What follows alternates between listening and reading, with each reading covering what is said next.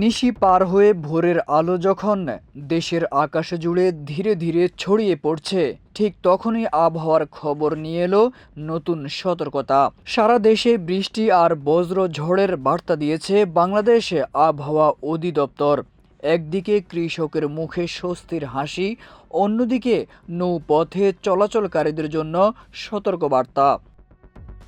বৃহস্পতিবার ভোর ৫টা থেকে দুপুর ১টা পর্যন্ত দেশের অভ্যন্তরীণ নদী বন্দরগুলোর জন্য দেওয়া পূর্বাভাসে জানানো হয়েছে, দেশের ৬টি অঞ্চলে ২ নম্বর নৌ হুঁশিয়ারি সংকেত জারি করা হয়েছে।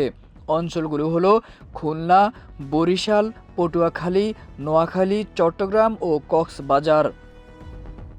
এইসব এলাকার উপর দিয়ে দক্ষিণ বা দক্ষিণ পূর্ব দিক থেকে ঘন্টায় ৬০ থেকে ৮০ কিলোমিটার বেগে বৃষ্টি অথবা বজ্র বৃষ্টি সহ অস্থায়ীভাবে ঝড়ো হাওয়া বয়ে যাওয়ার সম্ভাবনা রয়েছে।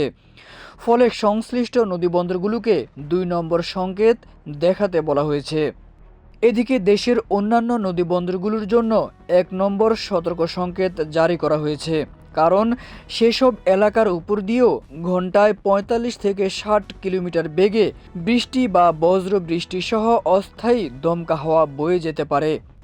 আবহাওয়া অধিদপ্তরের বুধবার রাতের বুলেটিনে আরও বলা হয়েছে, আগামী ২৪ ঘন্টায় রংপুর, রাজশাহী, ময়মনসিংহ, ঢাকা, খুলনা, বরিশাল, চট্টগ্রাম এবং সিলেট বিভাগের অধিকাংশ জায়গায় দমকা হাওয়া সহ বিদ্যুৎ চমকানো অথবা হালকা থেকে মাঝারি ধরনের বৃষ্টি অথবা বজ্রসহ বৃষ্টি হতে পারে। দেশের কিছু কিছু জায়গায় মাঝারি ধরনের ভারী থেকে অতি ভারী বর্ষণের সম্ভাবনা রয়েছে। সব মিলিয়ে বলা যায়, সারা দেশে বৃষ্টির একটি বিস্তৃত প্রবণতা দেখা দিয়েছে। কৃষি জমি যেমন প্রাণ পাবে, তেমনি নদীপথে চলাচলকারীদের জন্য বাড়তি সতর্কতা এখন সময়ের দাবি।